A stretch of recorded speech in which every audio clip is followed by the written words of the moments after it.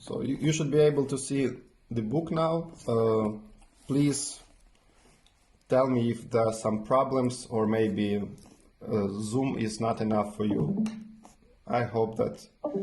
Perfect. Yeah, thank you.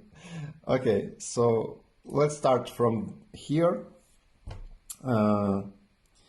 Yes, so here at the beginning, Penrose is talking about the special construction available for us on the symplectic manifolds, which is called the Poisson bracket. And it could be confirmed, as you can see in the exercise number 14 here, that this expression should agree with the more general formula which we've seen in the chapter 14 somewhere here. Yeah, so in chapter 14 we have seen basically that we should have like a special kind of the two form on the manifold called symplectic, so it should be like antisymmetric and also non-degenerate and also closed here.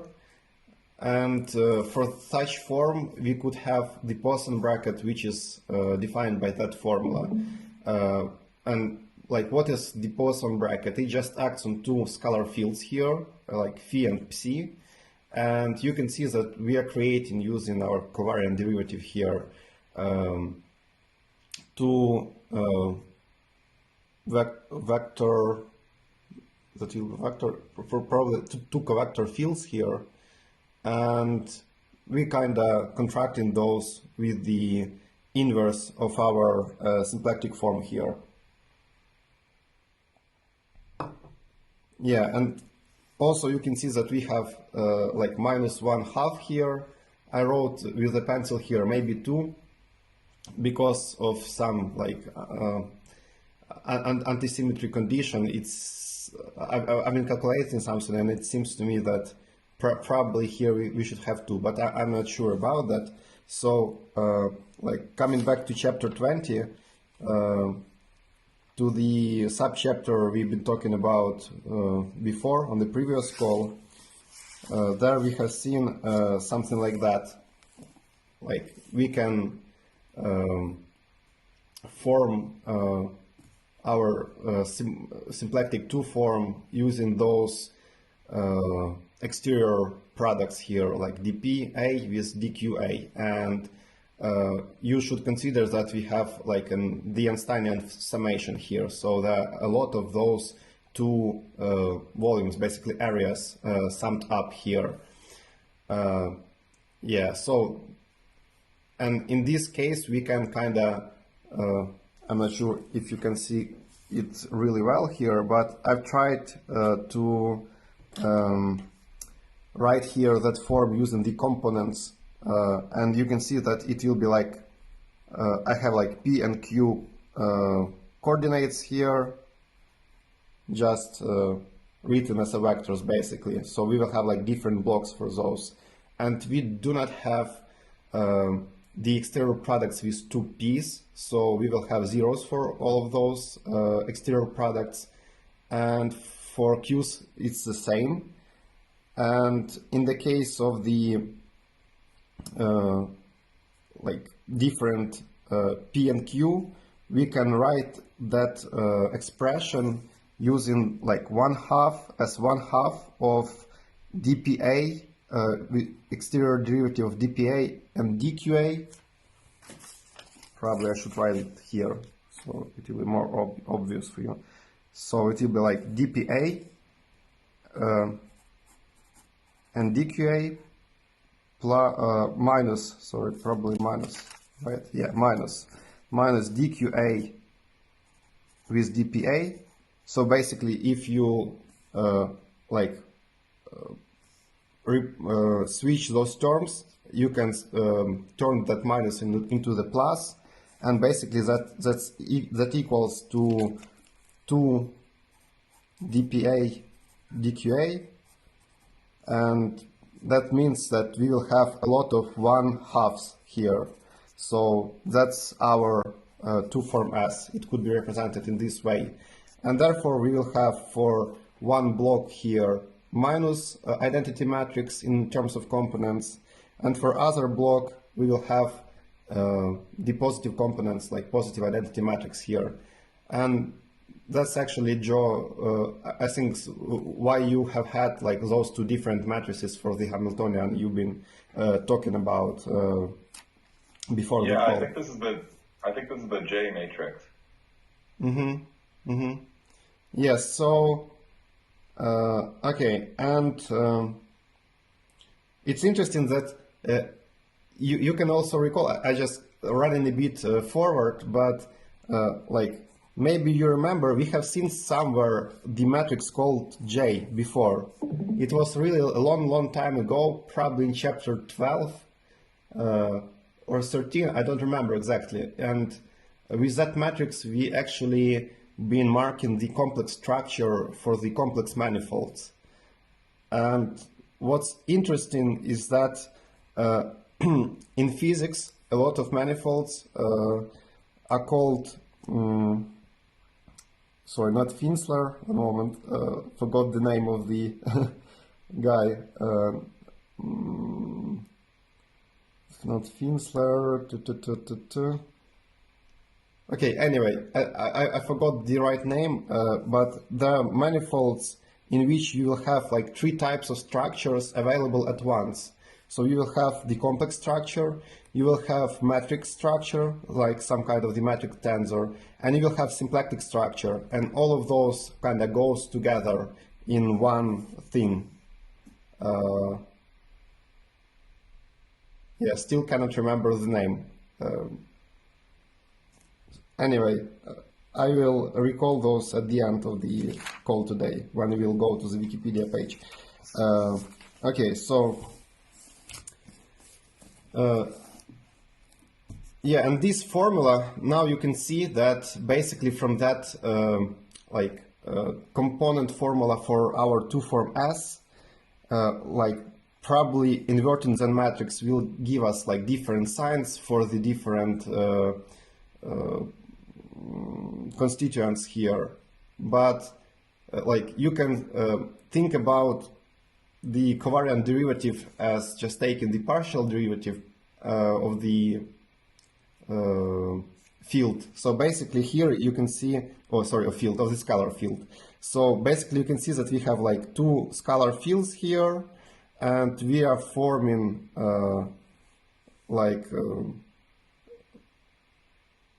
probably,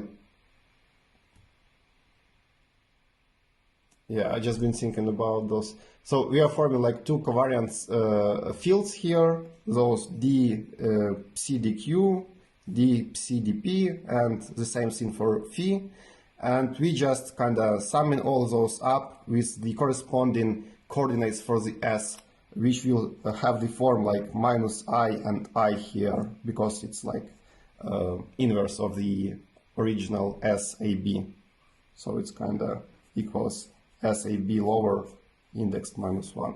So you'll obtain exactly that thing for Poisson bracket, like that formula. And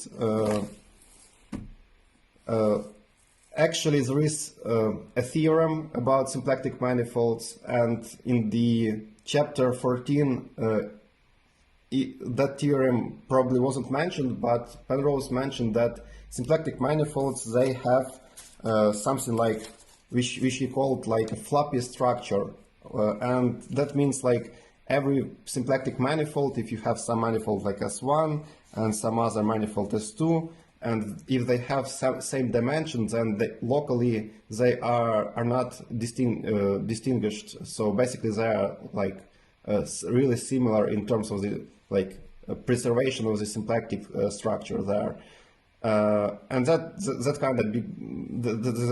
kind of means that there is no kind of the like local tool to measure the, or like to differentiate, to differ between the symplectic structures, as we have like in the Riemannian case, where we have like curvature and different curvatures locally will kind of say us if those two Riemannian manifolds are one or two, if they're locally same or differ.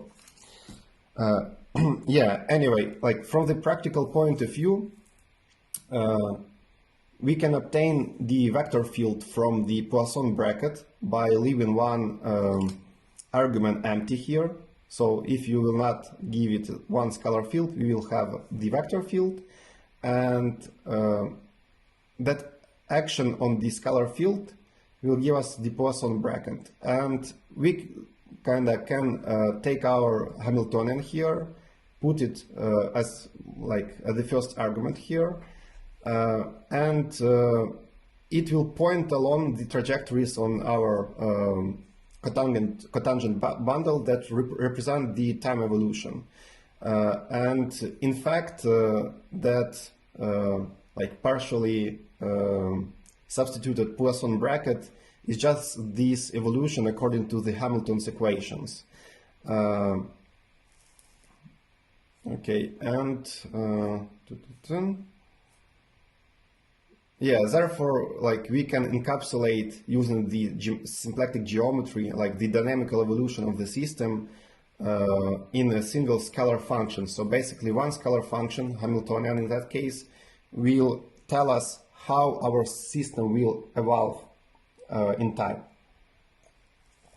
And to understand that better, you should go back and take a look, have a nice look at this formula here. Like in the 20.2, Penrose's been talking about this thing, this vector field, and basically that's exactly that Poisson bracket with Hamiltonian as the first argument substituted in there. And you can see that it's basically the d by dt operator, because like if you will do some reverse engineering here, you can use Hamiltonian equations, substitute here instead of dh partial derivatives dp and dq by dt, and you will have that formula which exactly describes by the chain rule the d by dt operator. So you will have like dq by dt d by dq and dp by dt d by dp. So that's why it's kind of the vector field which represents the evolution in time there for the system. Yeah, and the next thing here is the Alluvial theorem, and basically that Alluvial theorem talks about the volumes in the phase space and that they are preserved. So yeah, and the volume element in the phase space is such 2n form, which is constructed from the exterior product of our symplectic form here n times.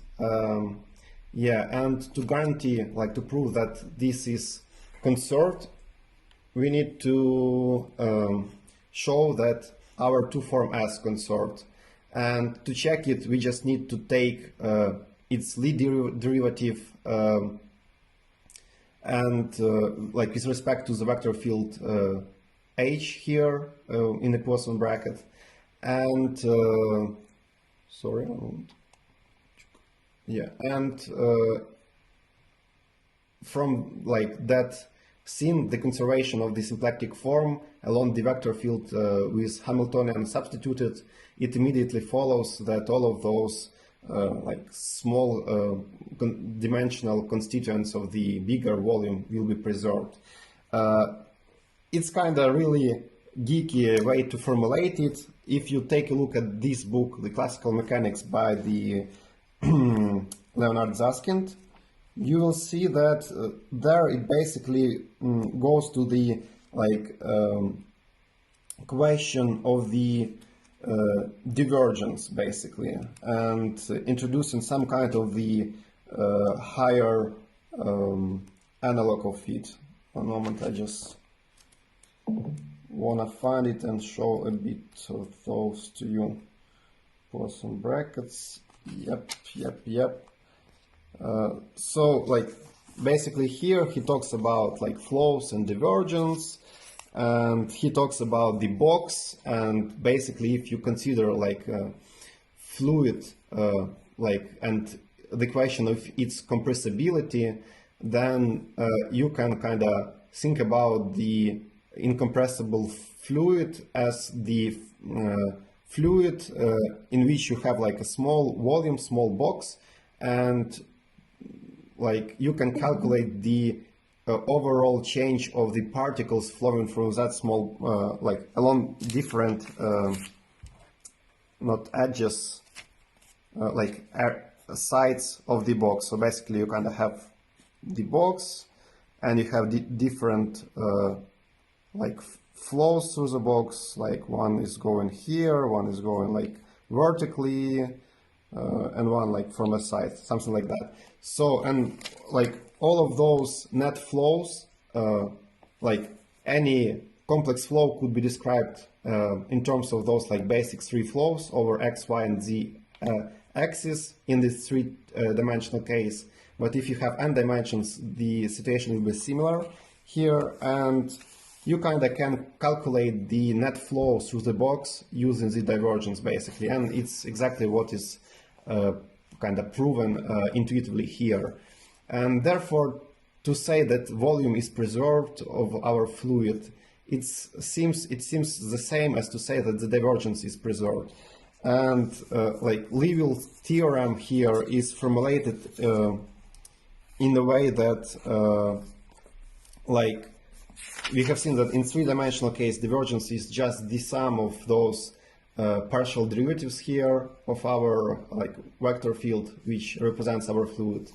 And in the case of symplectic manifold, we will have like 2n different terms here, n terms for the q's and n terms for the p's. And in the same way, yeah, those like velocities here will be represented as the derivatives of the q and p here, and therefore using Hamiltonian equations we can substitute here the Hamiltonian partial derivatives, and you will obtain something like a torsion, right? Like just taking the second mixed partial derivatives here, and those will just cancel out, and therefore you will have like that big sum equal to 0. And actually that's kind of the same scene described in the book by the Penrose here, but in much small easier terms. Yeah, so basically if you go and try to prove that exercise 20.15, you will show by using the Lie derivative formula the same exact thing, that those partial derivatives of the Hamiltonians will just go like their differences will go to 0, and therefore like the overall change in the volume, the Lie derivative will vanish, and therefore the volume will be preserved. That's kind of the illustration of that. So like if you have some initial volume, I think it's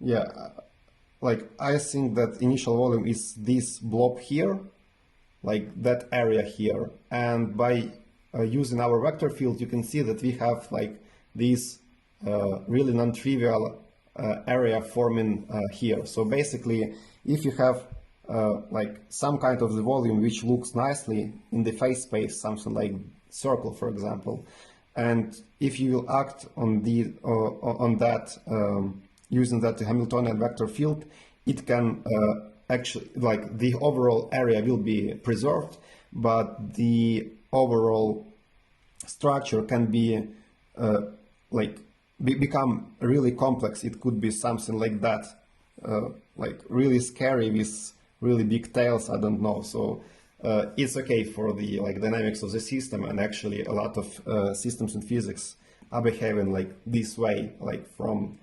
nice volumes in the phase space to some strange and chaotic things, or as the result of the evolution. Okay, so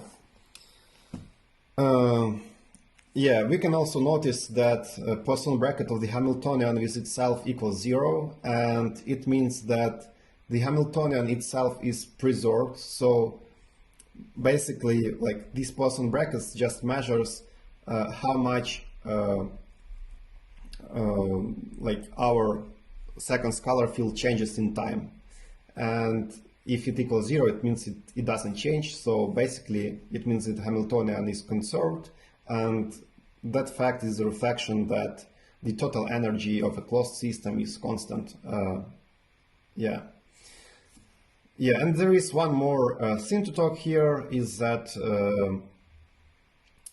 if you consider the trajectory of the evolution of our system in the cotangent bundle there, it will take like one dimension, and our evolution defined by the Hamiltonian, it will also fix one more dimension. So basically the whole evolution, like possible evolution for the system, will lie in the 2n minus 1 dimensional surface defined by the different constant values for our energy levels of the Hamiltonian, and it's kind of described here in this picture. So basically you have that fixed surface, multidimensional surface here for the fixed Hamiltonian, and probably there was even better picture in the previous chapter. We have had like a lot of those on the picture here for different constants of the Hamiltonians. Yeah, and anyway, if you now like consider like if you will fix the Hamiltonian here, and if you fix the trajectory, then you will lose kind of the 2 dimensions, and you will obtain the new 2n minus 2 manifold. And the interesting fact is this new manifold will again be symplectic. And this procedure has many elegant applications in classical mechanics and symplectic geometry. Yeah, so basically that's it. Probably we will use it somewhere later in the practice, but like the real application and real use is currently not really well understood by me. Yeah, okay. So. Yeah, and now we can talk about beauty and carefulness here.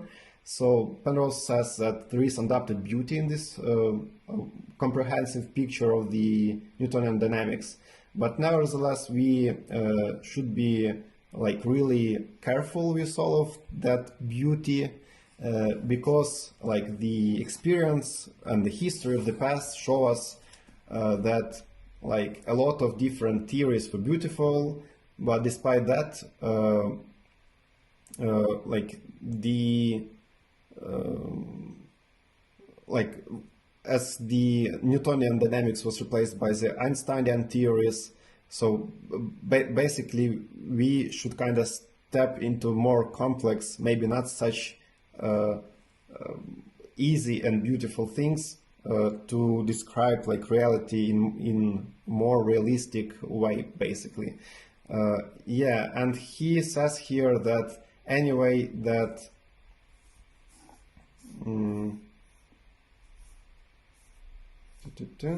yeah, he says anyway that like kind of leaves the previous edifice still standing proud. So like Newtonian laws are still correct despite of all of the Einstein works. Yeah. And he says here that Hamiltonian could be a really good example because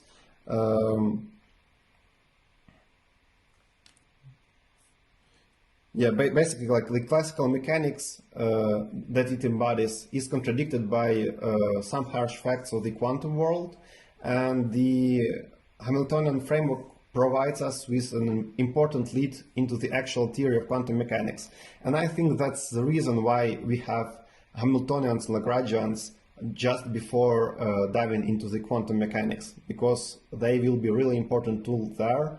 And that's kind of fascinating that the scene with the like used in the classical world, classical mechanics world, will provide us with essential ingredients for the standard quantum formalism.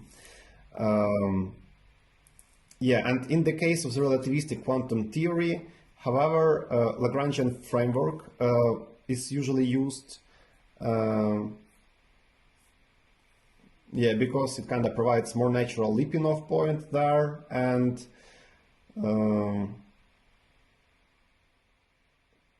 yeah, basically it's kind of more it's easier to use to be used there basically, and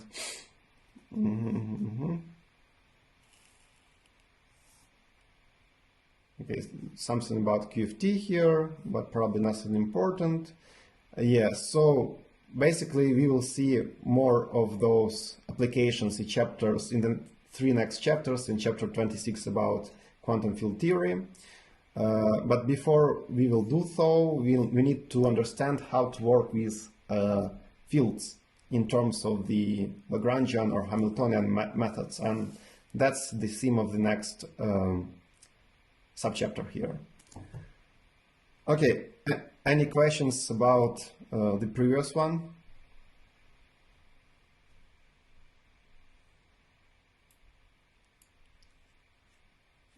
Okay, then I will continue.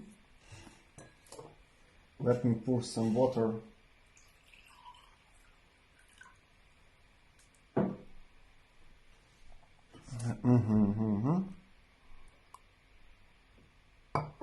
So basically, previously we've been working with finite manifolds, and in the case of fields, we need to introduce infinite dimensional manifolds here. So yeah, basically our Lagrangian formalism could be applied to the physical fields, and field varies continuously from place to place, and therefore it cannot be specified by a finite number of the parameters. Okay, and the configuration space of the Maxwellian free fields in some region, for example, will be infinite dimensional.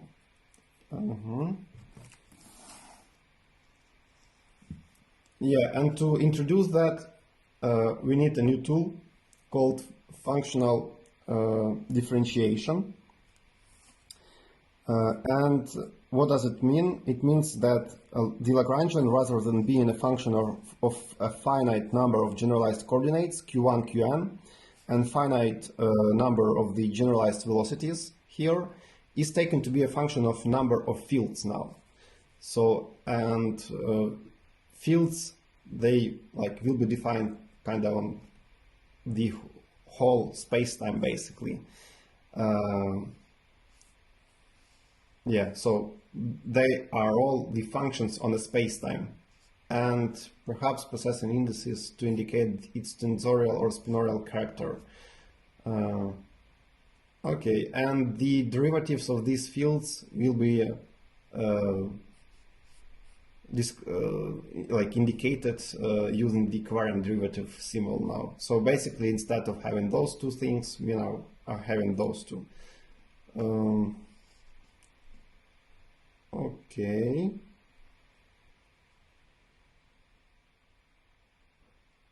Yeah, it's a good question now. Why in the previous situation we have had only finite dimensional things? Probably because our configuration space was finite dimensional, so kind of fields. I'm just thinking about those things that our position is kind of still the function, and it also changes continuously. So yeah, I'm not really sure between jumping from that one case, what does it mean to jump from the differentiation by a field and differentiation by this thing.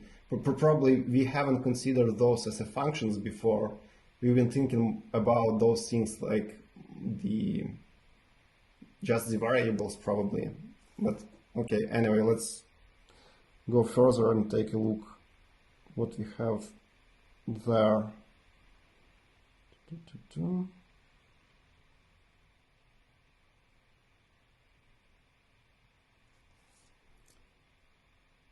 Okay, and using that tool of the functional derivative or derivation, differentiation, sorry.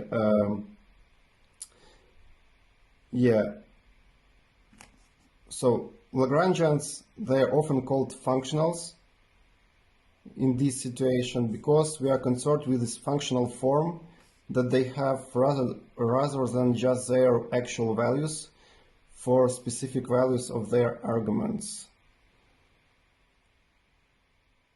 Okay, and the Euler-Lagrange equations now involve derivatives with respect to the fields and with respect to the gradients of the fields.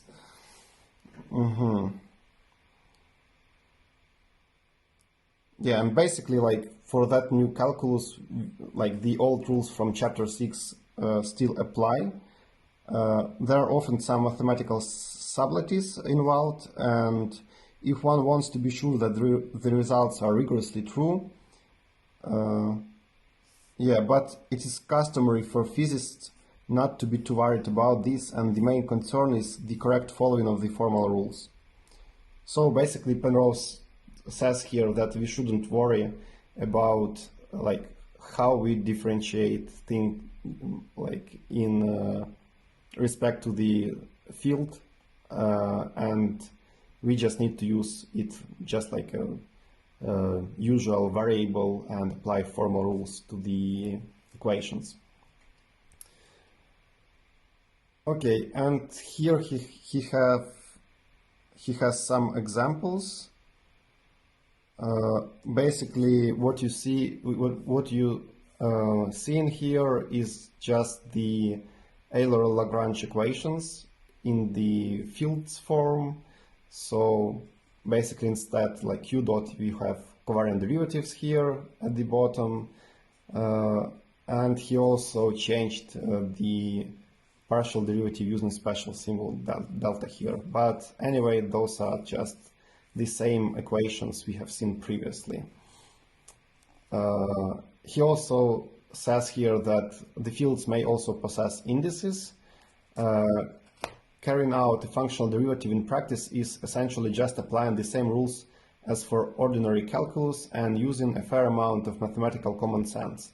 So if, for example, Lagrangian equals to this formula here, then if you differentiate by phi c here, you will obtain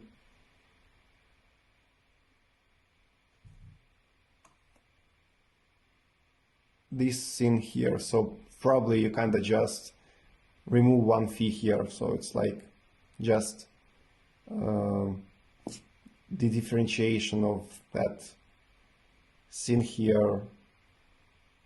Okay.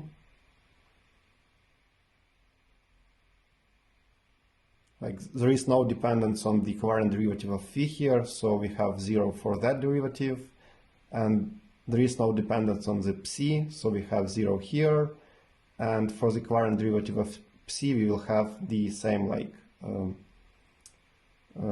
product of the two phis here. So, and in the first case, when you are differentiating by phi, you kind of just remove one phi component from the formula and differentiate like both by the chain rule basically here. Like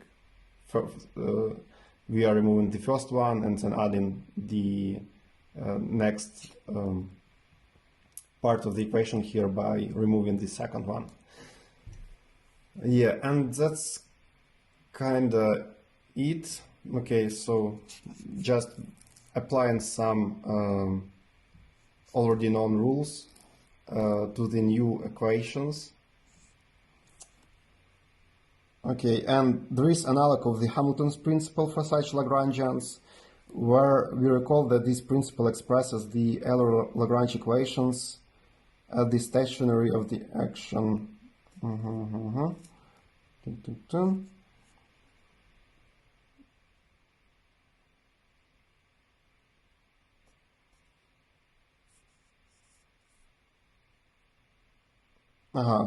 Okay, so here he talks about like generalized action in that case. So basically Previously we were taking like the action as the integral between like 2 points in the configuration space. Like you start in here, like in some initial state of the mechanical system, and you are ending in point B with some final state. And now those points are replaced by field configurations in some three-dimensional region of space-time. Interesting, why it's three-dimensional. Yeah, in three-dimensional, because you kind of you will need like to define the field in space, and like that will define the initial state of some kind of, like for example, like electromagnetic field in a space. And while moving through the different trajectories, you kind of will brute force like the different ways of that field to evolve to the some kind of the final state of the field at some other moment of time. So it's kind of true. We should have like three dimensions here. Yeah, and he says that often these are taken to be two three-space regions A and B in space-time, spanning the same two-space S, where S is perhaps being taken at infinity. Okay, and probably we'll see a picture here. Yeah, like on the figure 20.9, you can see like two surfaces, A from the bottom, B from the top, and they are kind of describing that volume D here, and D is now like in the four space region. So basically, like we have some kind of the initial state of the field on the A surface probably, and the final one in the B, and in that blob D, the evolution will occur. Okay, and this picture is also of importance in the path integral formulation of quantum field theory, which we'll see in the chapter 26. And if desired, we can take A and B together, reversing the rotation of the one to constitute the boundary dd of the space-time for volume D. He says like possibly compact, so basically like bounded volume. Okay, and he says to take a look at the next picture. So basically we can remove all of the excesses here where A and B are the same. So basically those two initial states A and B for a field, they will be like usually the difference in the field or evolution of the field will be interested in its evolution in some bounded region of space and time, and therefore you will have like the perfect not equity, like you will have the same values for the A and B states on the most of the values, and therefore they kind of meet in that in the plane S here. So the same values for the fields here for the beginning and the end of the evolution of the system. Okay, and in that case, like now our Hamiltonian principle will use that region D of the space-time to calculate the new action, and therefore our Lagrangian should be thought as some kind of the space-time density, which strictly speaking means that it should be formed as the fourth form with density L here, where epsilon is just the space-time volume defined by the like standard formula for the Riemannian manifolds here. And therefore the action integral then will be defined as the integral over our fourth space-time region D here of our fourth form L epsilon, and that's kind of it for the generalized Hamiltonian principle. Yeah, and the quantity S, our new generalized action, is actually central to the path integral approach to quantum field theory, but we will discuss that also like later in chapter 26. Yeah, so that's it for this subchapter. Any questions?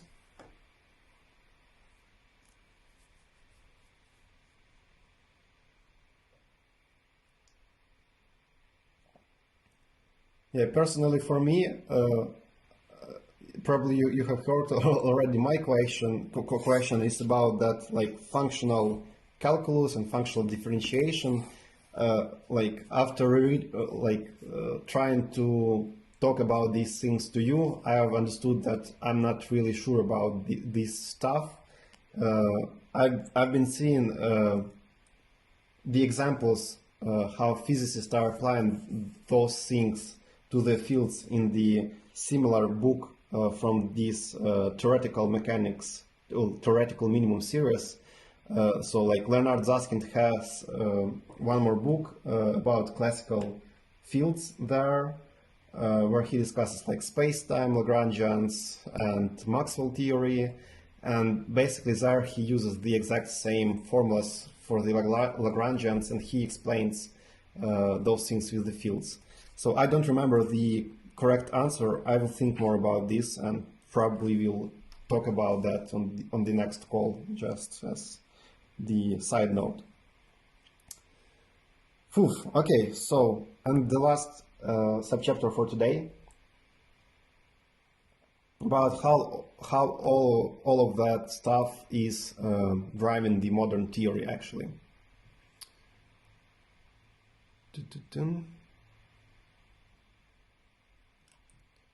Okay, so let's continue.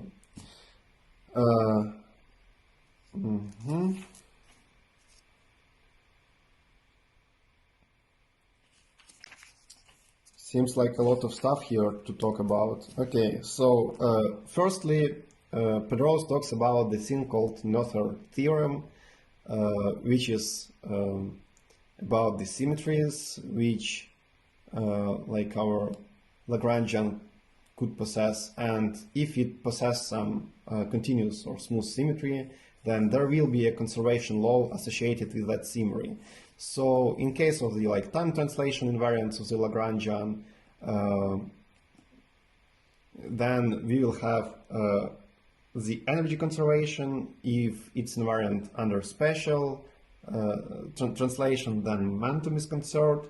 And furthermore, if there is invariance under the rotation about some axis, then there is a conservation of the angular momentum about the same axis. Yeah, and actually I've seen today probably, or a few days ago, Science Click channel actually released a new video just about the symmetries and how they kind of how from those all of the like physical laws are deduced intuitively. So like for example, because of the like special translation in the space, like because every 2 points in the space are equal, we have that uniform Galilean movement where if you kind of how to say not drop, if you throw something, yeah, it will in the empty space, then it will just fly with a constant speed like infinitely.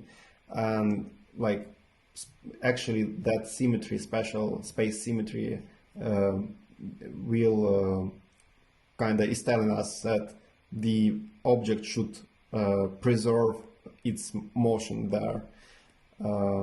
Yeah, but anyway, I will send the link to you into the chat today for that video. Okay, and for the isolated system in flat spacetime, these symmetries are to be expected. Yeah, that's true. Yeah, and if we choose coordinates so that our given symmetry is expressed in the fact that Lagrangian is independent of some generalized position coordinate q, then the conserved quantity will be conjugate momentum to this coordinate is given by above prescription in 20.2. Okay, and it's immediate from the Euler-Lagrange equation that this PR is indeed constant in time. Okay, so it seems to me that it's basically describes the first, second symmetry here, like special translation and momentum conservation. Okay, and the Noether theorem probably could be generalized to the fields. Yeah, and okay, and for example, if we have like the gauge invariance there, then we expect to have like the charge conservation. But complicating issues begin to arise in such situations. And for example, it's not at all a clear-cut method to apply these ideas to obtain energy momentum conservation in general relativity. And strictly speaking, the method does not work in this case. Okay, and the apparent gravitational analog of the gauge symmetry is invariance under general coordinate transformations, written in the terms of tensor operations. But Noether theorem does not work in this situation, given something like 0 equals 0. And it appears that some quite different kinds of insight are needed for general relativity. So basically, in that case, Noether theorem doesn't work as expected. Despite the powerful understanding that can be gained from the use of Noether theorem, in other circumstances, some of it carrying over in impressive ways to quantum theory, and we will see it soon. Yeah, and in the case of gravitational theory, it should be pointed out that a significant question mark still hangs over the issue of angular momentum in general relativity, even in the case of asymptotically flat spacetimes. Yeah, so basically we have some problems with general relativity and Noether theorem here. Okay, and Einstein theory can be certainly derived from the Lagrangian. It was shown first time by the David Hilbert. Yeah, and his Lagrangian is basically the scalar curvature divided by the constant minus 16 pg. Okay, and you need to make it look like this, like 4 form, using the space-time volume here. And this needs to be added to the matter Lagrangian L, and we kind of got our final action for the general relativity here. And when Hilbert suggested this action, he was taken with a theory of matter, which was called Mies theory, or Mies, I don't know, probably Mies. Okay, and he stated that yeah, his Lagrangian was in fact the one which is appropriate to that theory, and he believed that this total Lagrangian gives us what we would now refer to as theory of everything, and that was in 1915. And who remember Mies theory today, basically? Also, Mies theory involved a departure from Maxwell's theory. An appropriate Lagrangian for the standard Maxwell's theory of the electromagnetic field had actually been known many years previously, and it looks like this with the Faraday tensor or Maxwell tensor here contracted. Yeah, but in order to make this work, we need to formulate everything in terms of the electromagnetic potential. And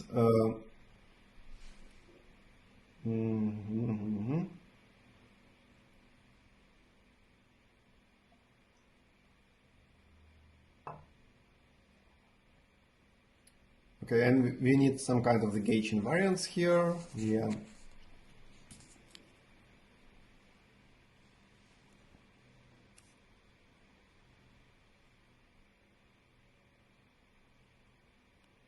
Okay, so that's basically it for the electromagnetic theory. So, like, we just can formulate it using that form of the Lagrangian, and we just need to know that we need to use the electromagnetic potential for that thing here. Actually, one more time, I need to mention here Leonard Susskind's book about classical fields, non-relativistic classical fields, probably. I don't remember the correct title, but anyway, it has inside really good derivation of that thing, and it explains a lot about using the electromagnetic potential in the theoretical physics in terms of the Lagrangian formulation. Okay.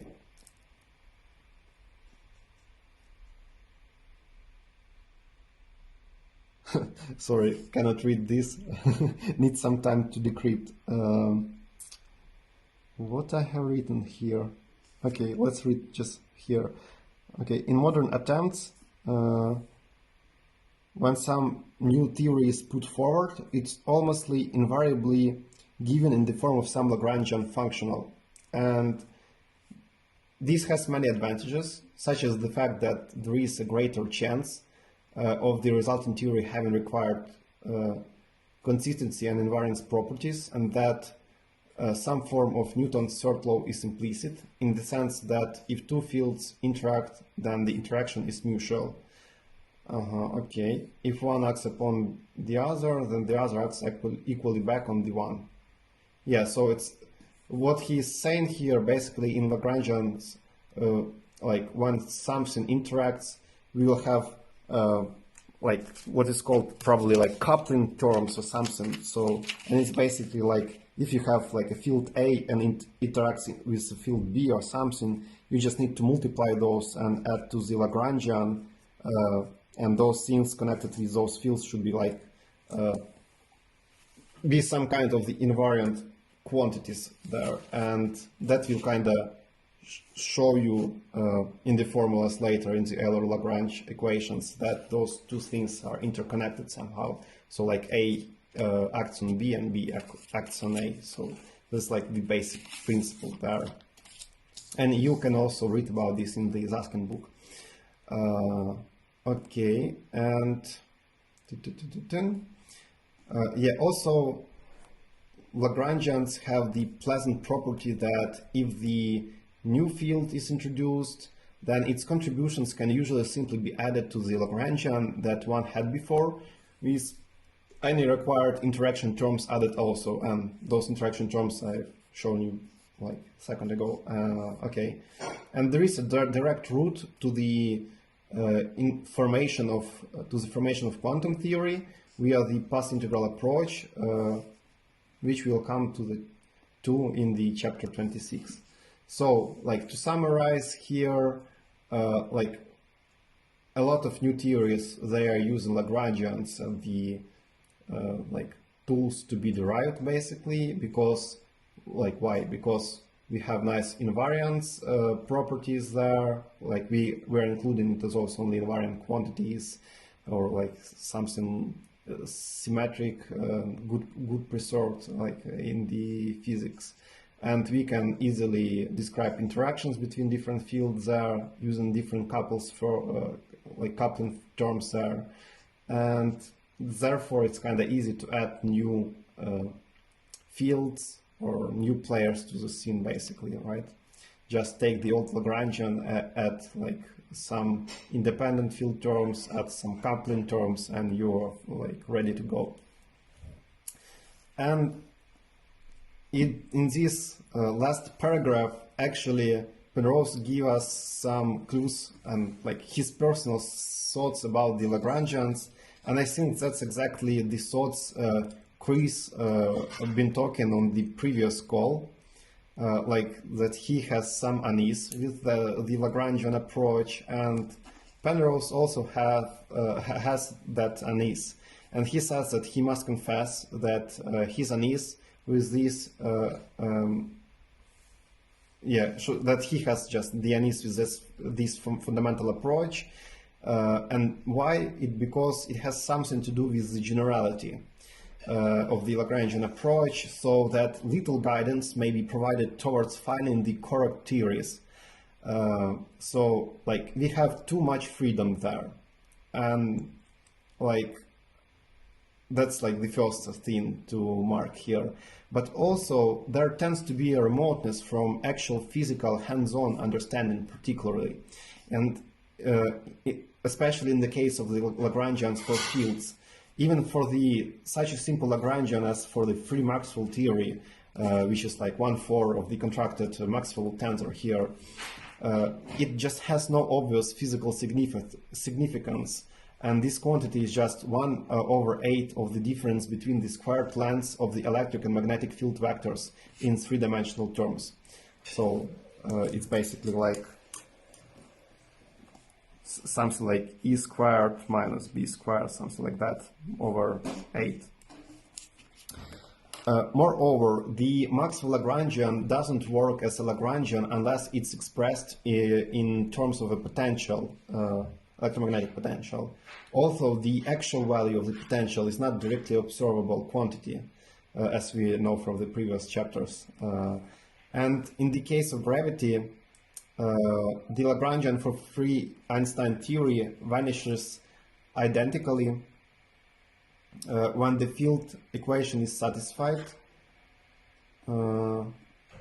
Again, R does not work as Lagrangian unless it's expressed in terms of quantities that are again not invariantly meaningful. In some situations, the Lagrangian density does not itself seem to have clear physical meaning. Moreover, there tend to be many different Lagrangians leading to the same field equations. And like what Lagrangian among those are correct actually? That's a good question. Okay, and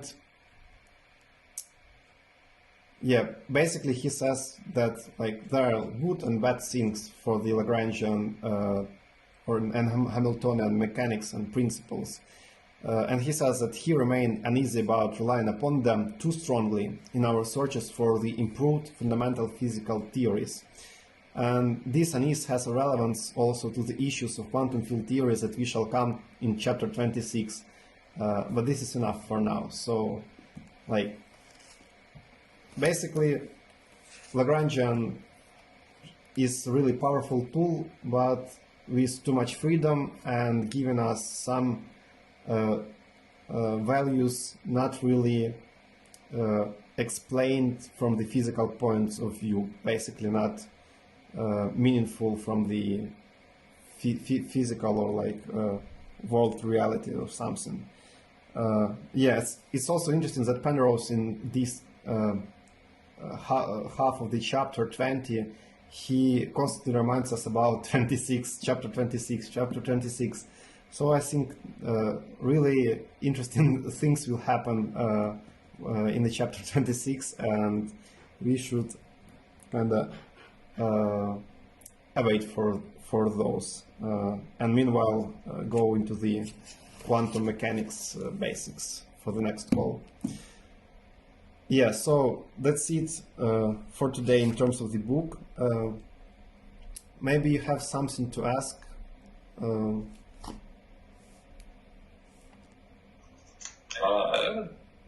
Go ahead, Misha. Go ahead. Oh, thanks.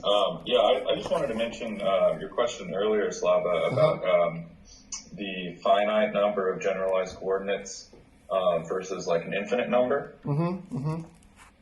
So I think the idea with the fields is like for just a scalar field like what we're looking at here, a scalar field you can see as like a set of infinitely many coupled oscillators where you have like you could imagine like a grid of oscillators, like a lattice sort of thing, where so each point on the lattice is coupled by a spring. It's like this picture actually, right? So we have like a space here and a lot of points assigned to every point of space actually. Yeah, so it's like the degrees of freedom for each oscillator are existent at each point, right? So say you have like just 1 degree of freedom for each oscillator. well, then you'd have a Q and a Q dot for every point on the manifold. And so, I think the infinitely many coordinates don't come just from the degrees of freedom in the scalar field, but it comes from how many points there are on the manifold. Mm-hmm.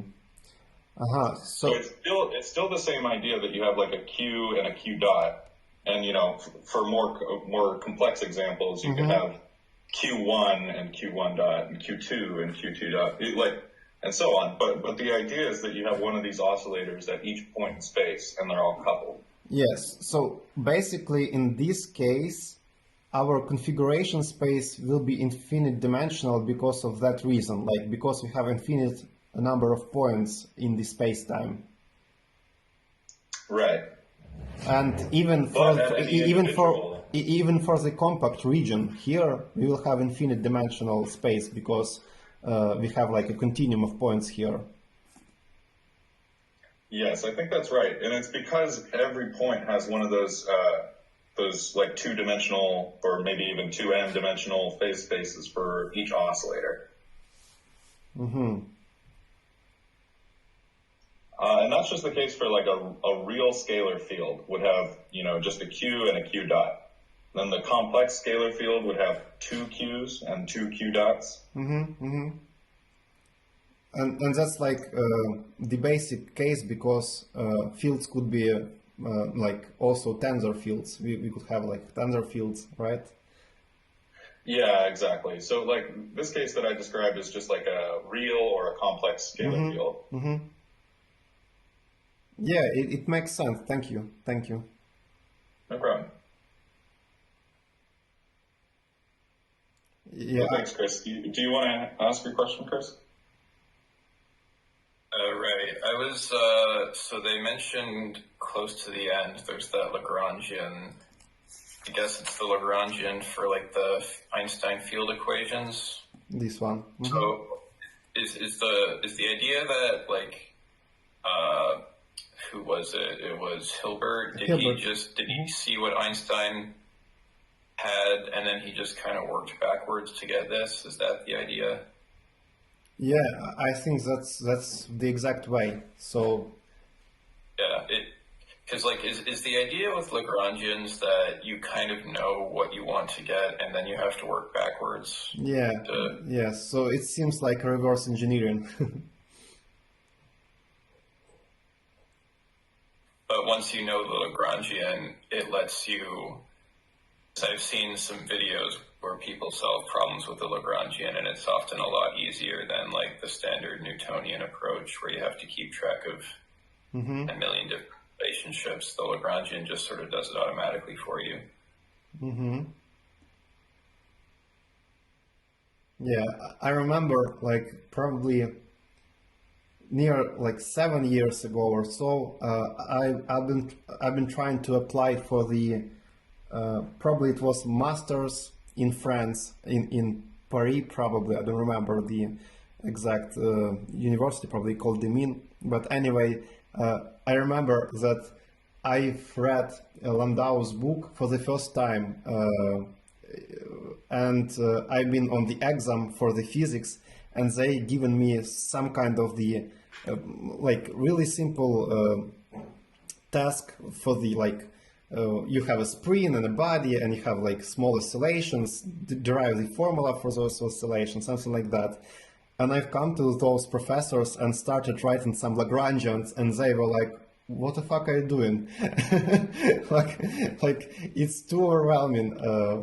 And like this situation you described is kind of the opposite situation where Lagrangians doing you a favor and making the overall process easier. So yeah, it's kind of good thing to know where it's easier to use and where it's not. But anyway, as for me, even for me like 7 years ago, it was really beautiful picture, and that's why I've been kind of attached to the whole process, because it was like much kind of powerful looking for me, you know, when you kind of just need to know that there is some kind of the function called Lagrangian, and you need to know like Euler Lagrangian equations, and you kind of can derive using the Noether's theorem all of those conservation laws. You're kind of feeling really powerful, you know. I think that the strongest like modern motivation to use a Lagrangian is that it's readily apparent what the symmetries of the Lagrangian are if you write it out. Mm-hmm. And so as you mentioned with the Noether's theorem, is like these symmetries lead to conservation laws. And so if you can write down an expression that will immediately show you the symmetries of it, then you can get a better conception of what sort of interactions will occur or what quantities will be conserved. Mm-hmm. Mm-hmm.